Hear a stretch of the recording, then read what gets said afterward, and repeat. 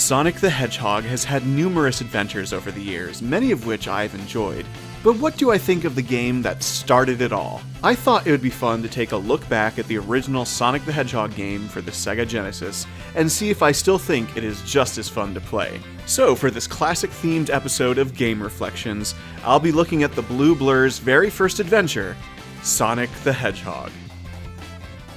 Within seconds of booting up Sonic the Hedgehog, the game has an immediate charm. Sonic is colorful, full of personality, and the lush scenery of Green Hill sets the stage for his adventure.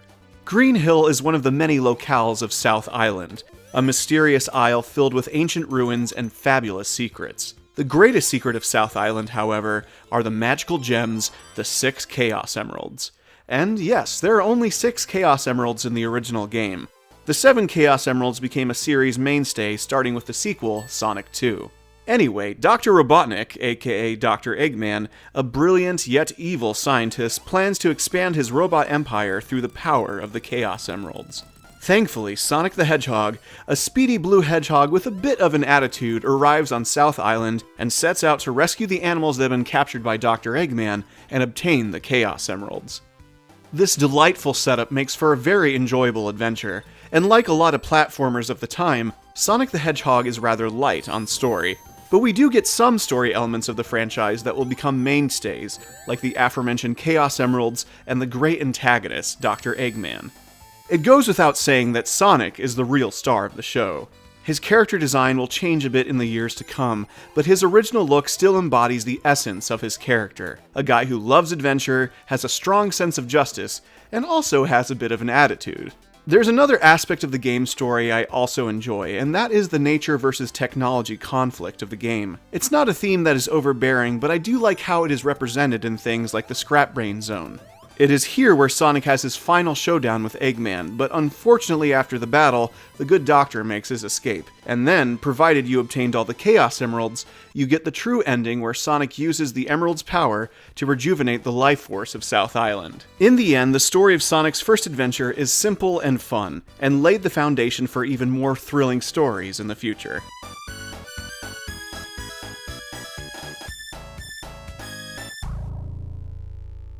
Sonic the Hedgehog utilizes a fantastic blend of gameplay, with an emphasis on speedy, momentum-based platforming and alternate pathways for you to explore.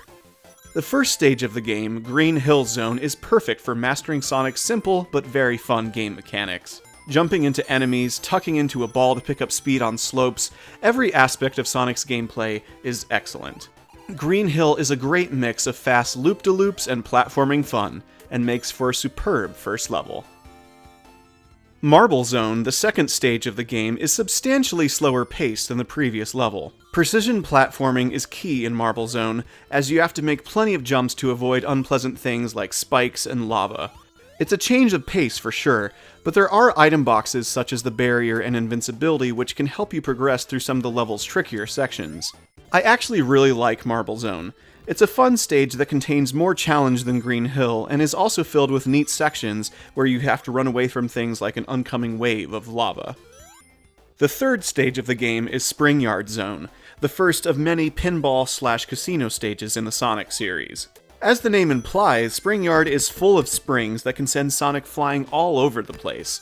Spring Yard is by far the most chaotic stage in the game, and there are parts where you'll get bounced around like crazy due to all the bumpers. Spring Yard might be my least favorite stage of the game, mostly due to these sections with the giant boxes, but there still is fun to be had here, and it's another somewhat speedy level before we head into the submerged ruins of Labyrinth Zone. While Sonic the Hedgehog may be the fastest thing around, he can't exactly swim, and that makes navigating the Labyrinth Zone a bit trickier for Sonic. This stage is the very first water level in the series, and to be honest, it's actually a level I look forward to in every playthrough. It may be an unpopular opinion, but I love how this stage is designed, and how it really rewards you for exploring, perhaps more than any other stage in the game. The intense music that plays when Sonic starts drowning is just as panic-inducing as it was the first time I heard it, but it makes getting those air bubbles all the more satisfying. There are many other water levels in the Sonic series, but Labyrinth Zone remains one of my favorites. However, if I had to choose my favorite stage from this game, that would have to be Starlight Zone.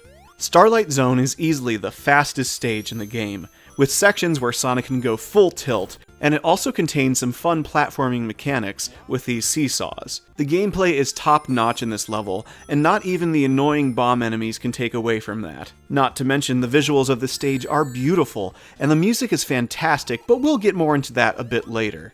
Starlight Zone is great fun, but also serves as a warm-up for the stage that is to follow. Scrap Brain Zone is where this game pulls no punches and will do its darndest to make sure you don't make it through alive. Fires, pitfalls, giant buzzsaws, everything here is designed to make Sonic's life miserable. And while this is easily the most difficult stage in the game, it is still quite enjoyable. Here your skills are put to the test, and you have to use everything you've learned up to this point to succeed.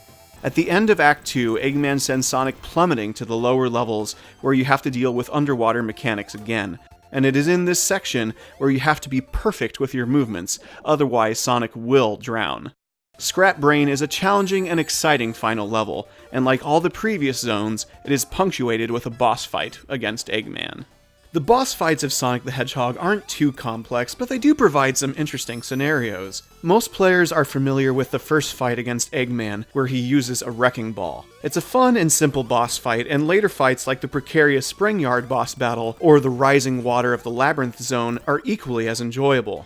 My favorite boss battle in this game is definitely the final one.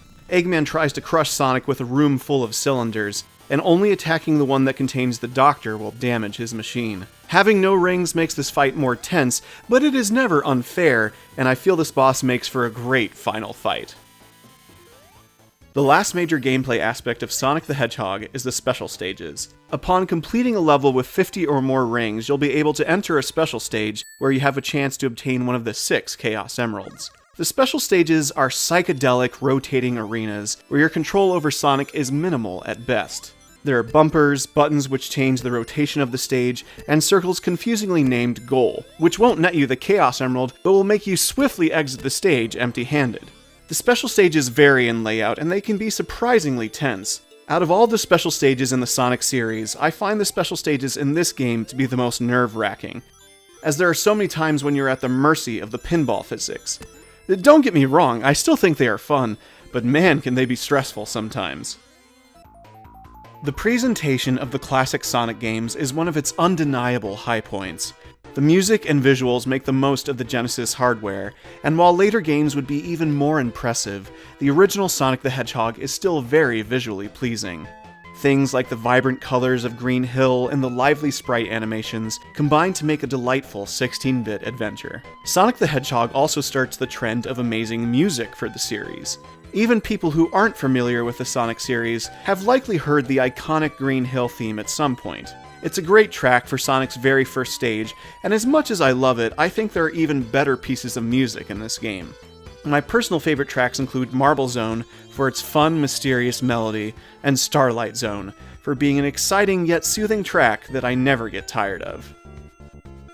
Sonic's first game has long been one of my favorites, and even to this day I believe it still holds up.